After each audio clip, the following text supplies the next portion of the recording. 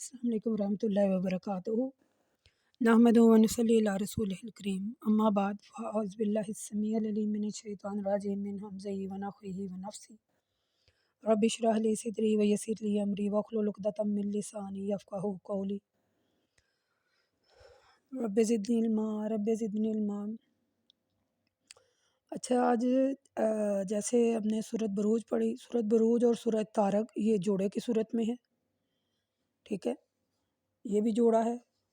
تو جیسے اس میں پڑھتے ہیں، پھر آپ دیکھیے گا کہ اس میں جو ہے وہ اللہ تعالیٰ نے برجوں کی قسم کھائی ہے، اس میں اللہ تبارک و تعالیٰ نے طارق یعنی کہ تارے کی قسم، چمکدار تارے کی قسم کھائی ہے۔ جیسے اس میں ہے والسماء ذات البروج، اس میں ہے والسماء والطارق، ٹھیک ہے۔ یہ دونوں صورتیں جو تھیں یہ جوڑے کی صورت میں تھیں۔ والسماء والطارق وما ادراک ما الطارق النجم الثاقب ان کل نفس لما علیہا حافظ فلینظر الانسان مما خلق۔ اور آسمان کی قسم اور طارق کی قسم، اور اے رسول آپ کو کیا معلوم طارق کیا ہے؟ وہ چمکدار تارہ ہے۔ کوئی شخص ایسا نہیں جس پر نگران مقرر نہ ہو۔ انسان کو غور کرنا چاہیے کہ وہ کس چیز سے پیدا ہوا ہے۔ وہ اچھلتے ہوئے پانی سے پیدا کیا گیا ہے جو بیٹھے اور پسلیوں کے درمیان سے نکلتا ہے۔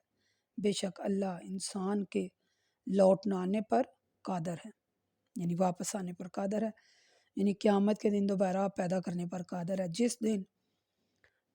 جس دن جو کچھ اس نے چھپایا ہے اس کی جانچ پڑتال ہوگی۔ اس دن انسان کے پاس نہ تو کوئی قوت ہوگی اور نہ کوئی اس کا مددگار ہوگا۔ یہاں اللہ تبارک و تعالیٰ نے والسماء والطارق یعنی آسمان کی قسم اور طارق کی قسم جو ایک چمکدار ستارہ ہے، اس کی قسم کھا کر اللہ نے کہا ہے کہ وہ ہر شخص کے اعمال کو دیکھ رہا ہے، اور انسان کو غور کرنا چاہیے کہ اسے کس چیز سے اللہ نے پیدا کیا۔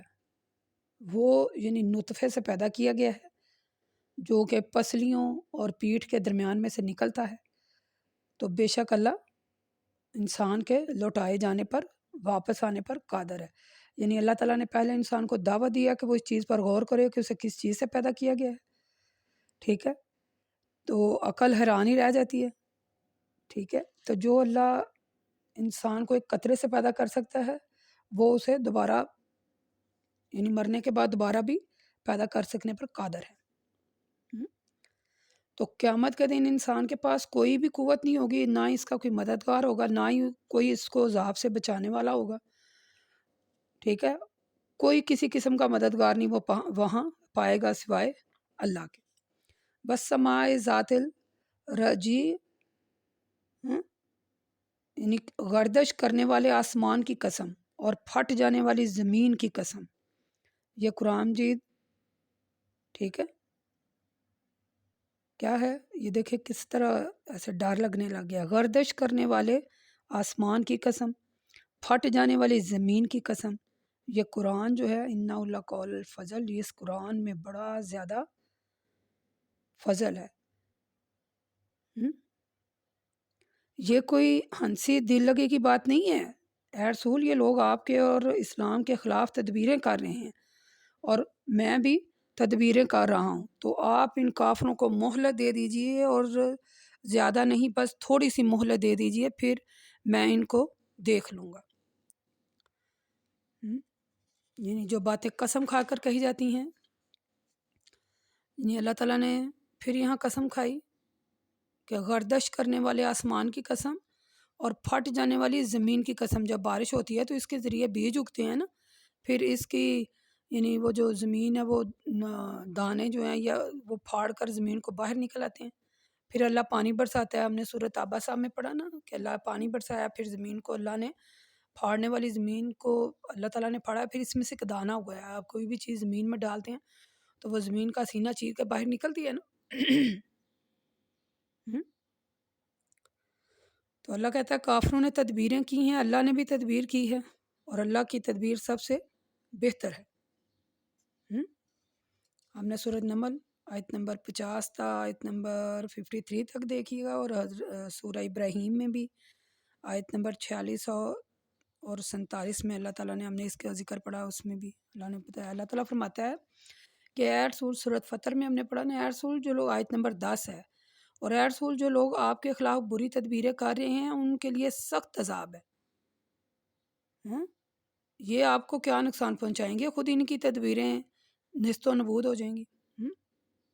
قرآن پاک پر ایمان لائیں، اس کے مضامین پر جو ہے وہ غور و فکر کریں، اور انسان خود پر بھی غور و فکر کرے کہ اس کو اللہ تبارک و تعالیٰ نے کیسے بنایا ہے اور کیسے اس کو پیدا کیا ہے، ٹھیک ہے۔ اور یہ جو کتاب ہے یہ ہمارے لیے ہے، اس میں ہدایت اور رہنمائی کی طرف یہ ہمیں لے کر جاتی ہے۔